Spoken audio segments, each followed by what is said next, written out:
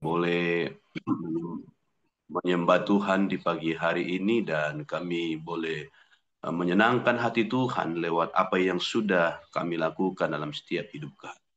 Tuhan, tiba saatnya kami rindu akan dengar firman-Mu, urapan Allah, kuasa Roh Kudus turun atas hamba-Mu dan kami semua yang ada dalam Jum PMD. Tuhan berkenan dan Tuhan mengurapi kami semua, menolong kami lewat pemberitaan firman ini, kami boleh dikuatkan, dihiburkan satu dengan yang lain. Bersyukur, kami siap dengar firman-Mu. Haleluya. Amin. Ya, puji Tuhan. Shalom. Apakah suara saya terdengar, Pak Yeskiel?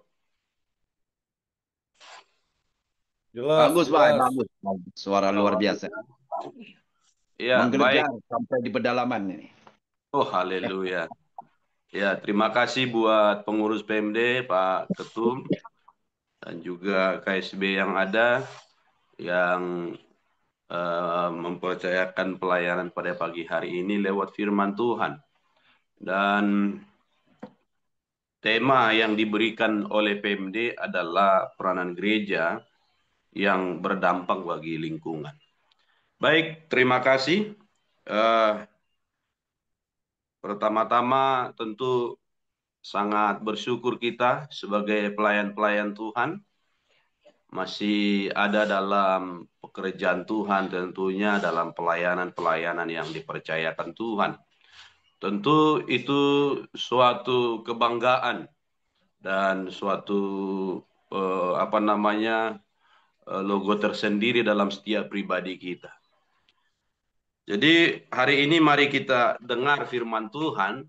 Tentu kita sudah sering mendengar firman Tuhan ini di dalam Matius 5 ayat 13 sampai 14 adalah berbicara seperti ini, Bapak Ibu yang dikasih Tuhan. Dikatakan bahwa garam dan terang dunia. Dikatakan bahwa kamu adalah garam dunia. Jika garam itu menjadi tawar, dengan apakah ia diasinkan? Tidak ada lagi gunanya selain dibuang dan diinjak orang. Kamu adalah terang dunia. Kota yang terletak di atas gunung tidak mungkin tersembunyi. Lagi pula orang tidak meletakkan pelita lalu meletakkannya di bawah gantang, melainkan di atas kaki dian, sehingga menerangi semua orang di dalam rumah itu. Itu adalah firman Tuhan yang merupakan landasan pemberitaan firman pada pagi hari ini. Bapak Ibu dimanapun kita berada adalah firman Tuhan ini sudah hal yang biasa kita dengar, tetapi meskipun biasa kita dengar, tidak biasa dan tidak terbiasa kita melakukannya. Hal biasa didengar bahwa belum tentu sudah biasa dilakukan dalam pelayanan-pelayanan kita. Menjadi garam dan terang ini dalam firman Tuhan tidaklah berbicara bagaimana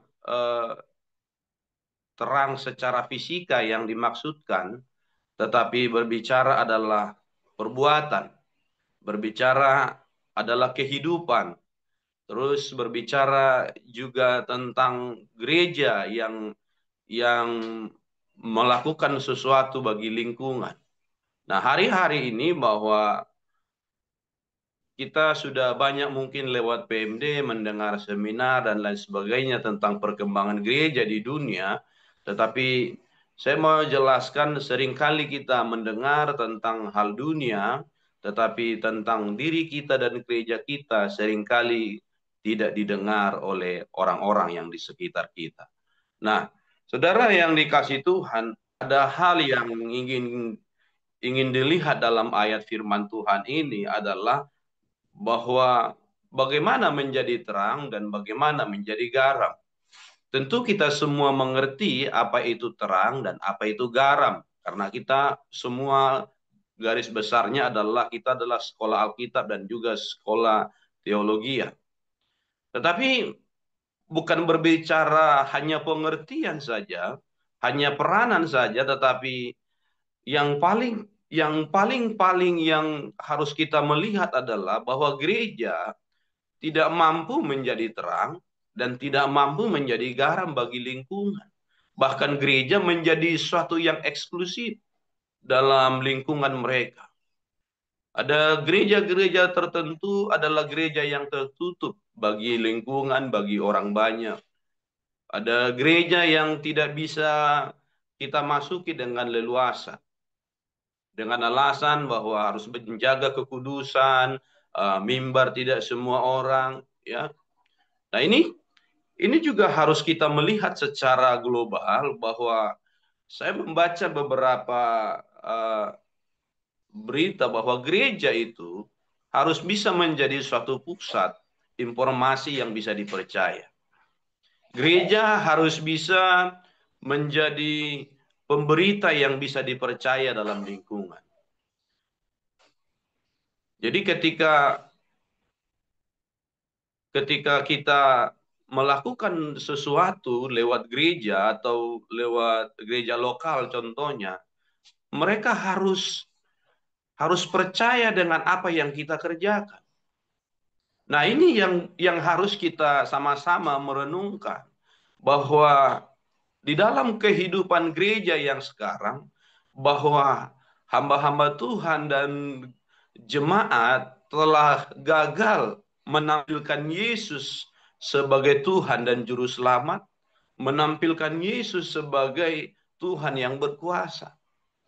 Dan dia tidak hadir lagi secara pribadi dalam pribadi orang, tetapi orang sudah mengabaikan akan hal itu, sehingga menunjukkan apa yang dia punya, tidak lagi menunjukkan Yesus yang sebagai pokok pemberitaan firman. Nah, saudara-saudaraku yang dikasihi Tuhan, saya mau katakan, saya khotbah kemarin bahwa kita harus bisa mengekspresikan apa yang kita miliki. Gereja dalam lingkungan harus mampu mengekspresikan tentang keberadaan Kristus yang ada dalam dirinya. Ketika itu tidak bisa diekspresikan, maka kita tidak bisa menjadi terang dan garam. Terang dan garam ini adalah merupakan wujud suatu ekspresi dalam diri kita, ya, di mana kita bisa menampilkan kehidupan Kristus dalam diri kita. Dalam pemerintahan, dalam sekolah-sekolah, dalam anak-anak dan juga orang tua, bahkan pengurus-pengurus yang ada dalam lingkungan kita, mungkin RT, RW, sampai kecamatan dan sebagainya. Kita mengekspresikan bagaimana dikatakan bahwa orang Kristen itu adalah kasih. Maka ekspresinya adalah kita harus tunjukkan dari setiap diri kita bahwa dalam diri kita itu ada kasih. Orang lain tidak bisa melihat terang dan garam itu tanpa ekspresi dari setiap orang yang percaya. Tanpa ekspresi dari sebuah gereja lokal. Tanpa ekspresi dari sebuah pemimpin atau hamba Tuhan yang memimpin gereja itu. Nah, ini yang seringkali ketika baca dalam Yakobus, iman tanpa perbuatan itu mati, memang sungguhlah benar kata firman Tuhan itu. Seringkali kita beriman kepada Tuhan, tapi ekspresinya nggak ada yang menunjukkan bahwa kita tidak hidup, kita tidak menghidupi iman itu. Kita sedang mengimani ada kedamaian dalam lingkungan kita, sementara kita tidak melakukan sesuatu wujud ekspresi dalam setiap hidup kita. Justru seringkali gereja banyak yang ditolak dan dilarang karena tidak ada wujudnya. Tidak ada yang dilihat dalam suatu konteks gereja itu, pelayanan itu. Ya. Dan kali teman-teman bilang, ya, bertanya, aduh kenapa ini Pak Pendeta kiri kanan ini kayaknya nggak suka. Iya, karena tidak ada ekspresi kasih itu dalam gereja itu. Ya. Artinya kita menggolongkan diri kita secara eksklusif. Oh, biarlah dia yang datang contohnya. Oh, kita kan hamba Tuhan. Oh, ini kan gereja, ya. Harusnya gereja itu harus bisa berbagi. Gereja itu harus bisa berbagi tidak hanya berkat jasmani, tapi gereja harus bisa berbagi dengan hal-hal yang lain. Ya. Gereja harus menjadi tempat curhat semua orang atau hamba Tuhan yang ada. Nah, inilah yang harus kita lihat, bahwa menjadi terang dan garam itu tidak berbicara harus menjadi berkat secara jasmani dan eh, secara apa namanya, terang, harus terang yang jasmani, tidak. Ya, tetapi ya,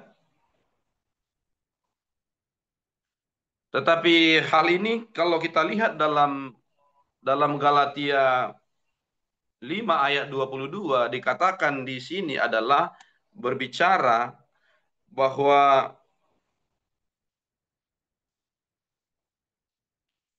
dituntut kita harus memiliki buah roh, ya. Di sini berbicara hal yang fakta yang ditulis oleh Alkitab dan juga yang diberitakan Kristus bagi kita, yang harus kita lakukan adalah kita harus mempunyai hal ini. Karena bagian terakhir dikatakan tidak ada hukum yang melarang kita melakukannya.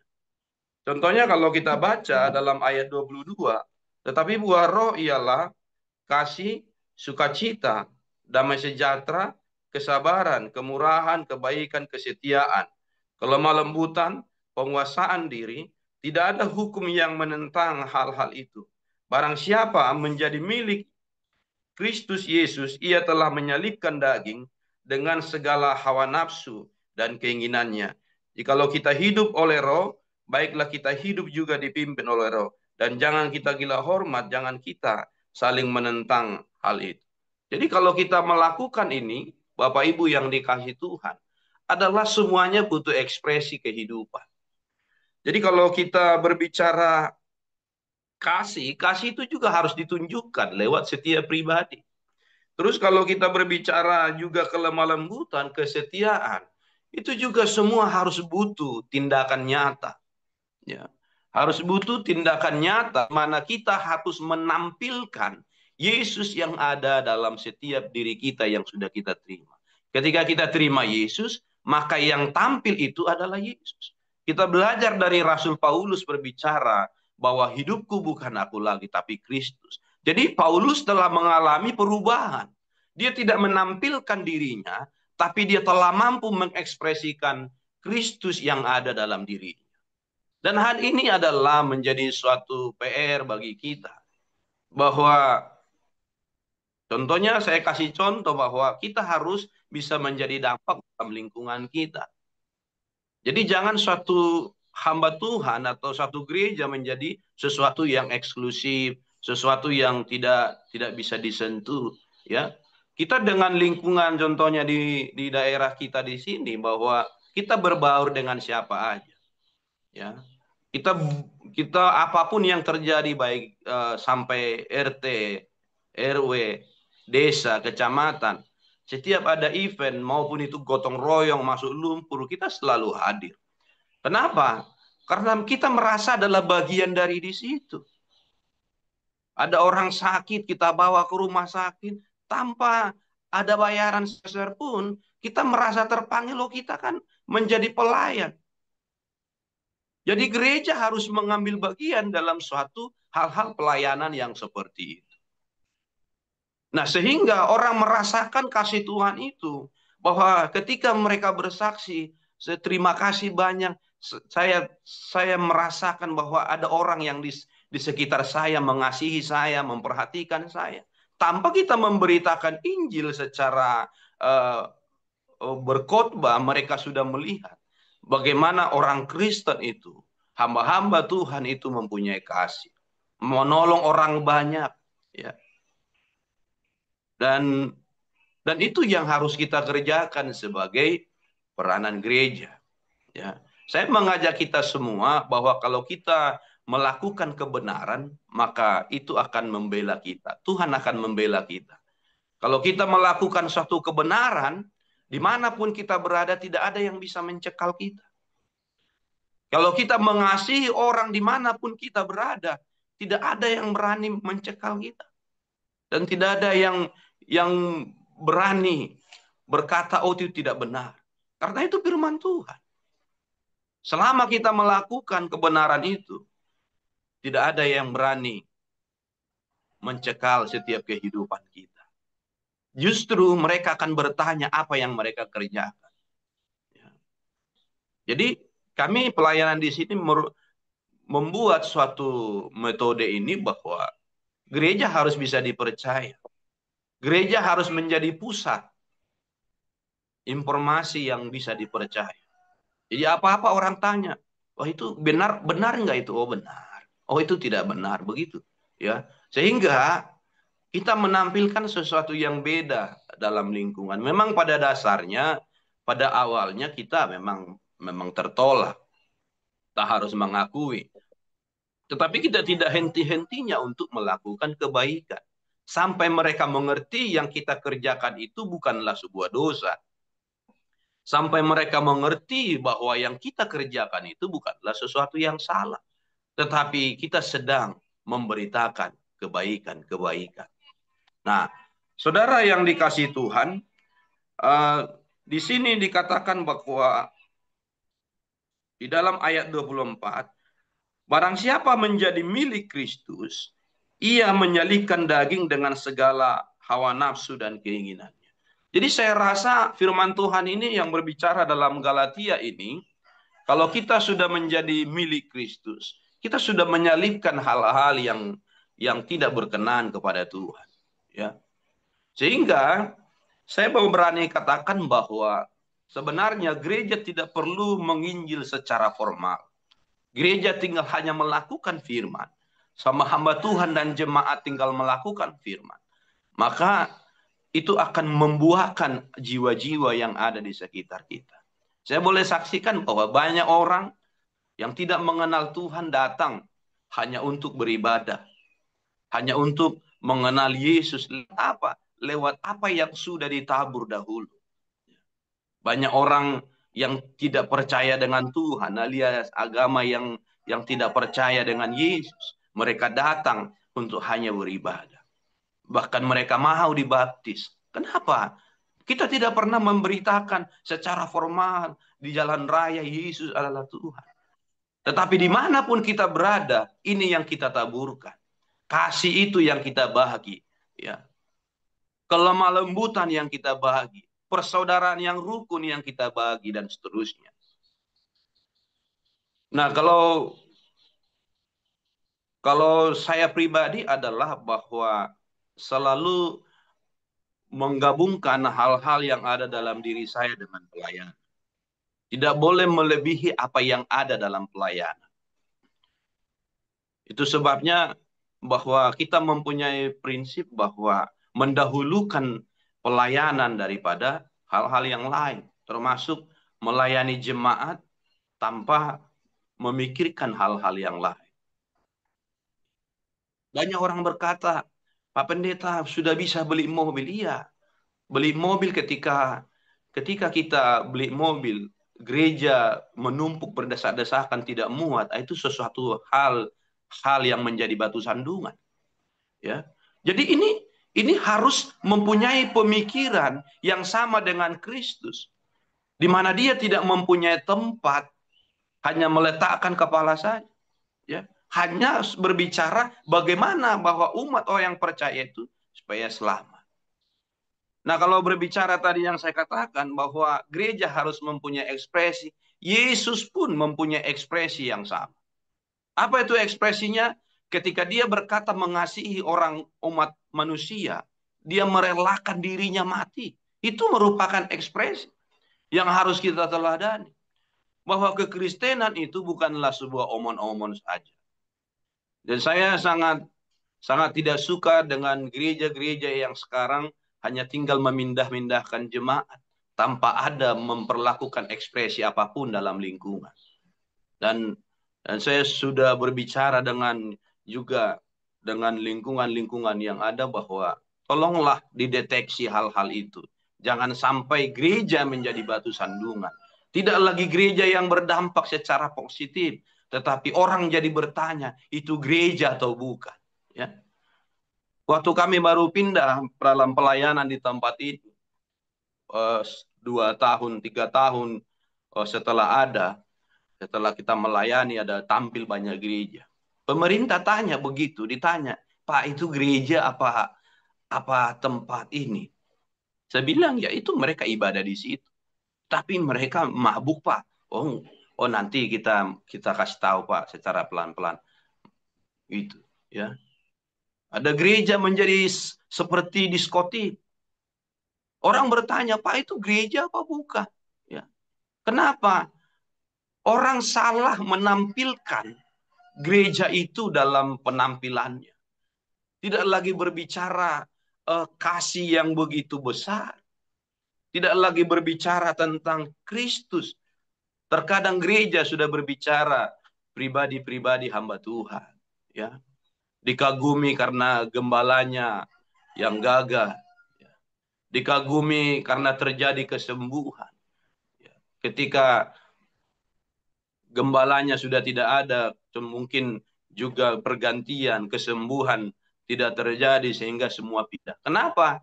Peranannya telah berubah. Tidak lagi memusatkan Kristus. Nah, saudara-saudaraku yang dikasih Tuhan, bahwa yang mau saya bagikan pada pagi hari ini, marilah kita berperan aktif, baik dalam lingkungan, baik dalam kesehatan, baik dalam hal apapun. Ya, ini kita baru-baru ini kita bawa orang yang sakit, sampai hari ini dalam penanganan. Kita bawa dari rujuk mulai dari dirujuk dari Cikarang sampai Kerawang terus. Dan sampai satu hari satu malam kita tidak tidur. Kenapa? Karena ini adalah merupakan pengalaman bahwa satu saat nanti dia dan keluarganya semua akan mencari Tuhan. Karena dia merasakan bahwa di dalamnya ada kasih Tuhan. Artinya menjadi orang Kristen itu tidak selamanya harus untung. Tapi kita ada saatnya kita harus berkorban. Dan tidak hanya di awal-awal saja berkorban, tetapi terus selalu hadir memberikan korban. Nah, di dalam tadi berbicara terang dan garam dunia adalah berbicara bahwa gereja harus bisa menciptakan terang dan garam itu dalam wujud kepribadian masing-masing. Saya ajarkan jemaat harus berubah. Ya. Dari yang tadinya contohnya minum, jangan minum lagi karena sudah menjadi milik Kristus dan harus bisa mempengaruhi orang dalam hal kebaikan. Jangan kita yang dipengaruhi. Jangan kita yang dipengaruhi dari luar. Sehingga saya bilang sekarang tidak lagi berbicara pengubahan diri yang ada. Sekarang sudah diajarkan satu jemaat harus bisa memberitakan Injil lewat setiap kehidupannya membawa satu jiwa. Nah, inilah yang bisa saya bagikan kepada kita semua, bahwa jangan sampai peranan gereja hilang dalam lingkungan kita. Orang lingkungan kita harus mengenal bahwa ini adalah gereja yang benar. Lingkungan kita harus mengenal, oh gereja ini adalah gereja yang benar. Dari mana dia tahu benar? Bahwa di dalamnya ada kebenaran firman Allah. Di dalamnya ada hal-hal yang harus ada nilai tersendiri. Di mana di dunia ini tidak ada nilainya, tetapi di dalam gereja itu ada nilainya. Sehingga kita menjadi orang atau gereja yang diperhitungkan oleh Tuhan. Jangan sampai didengar gereja diresolusi karena serobot parkiran. Itu hal-hal yang tidak memberkati. Ya. Ada gereja didengar karena musiknya terlalu kencang. Ya. Kami di sini ibadah, Bapak Ibu, ini kesaksian, sampai 4 tahun kita tidak pakai apa-apa. Sampai kepala masjidnya bilang, kenapa tidak pakai speaker Pak Pendeta? Kan bisa pakai speaker. Kasihan itu jemaatnya tidak kedengaran. Ujungnya kita pakai. Ya. Itu menjadi sesuatu yang bisa dipertanggungjawabkan. Kita orang bertanya, kenapa suaranya kencang-kencang? Oh, ini sudah resmi dan mereka sudah suruh untuk pakai. Ya. Kita juga pakai peredam suara.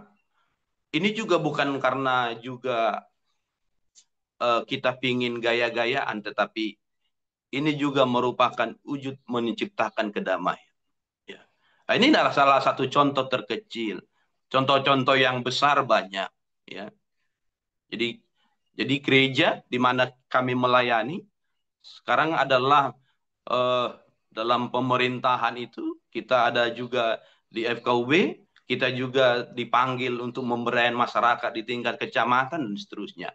Itu tidak serta-merta bisa terjadi, tetapi pengenalan diri lewat hal yang dibuat oleh gereja.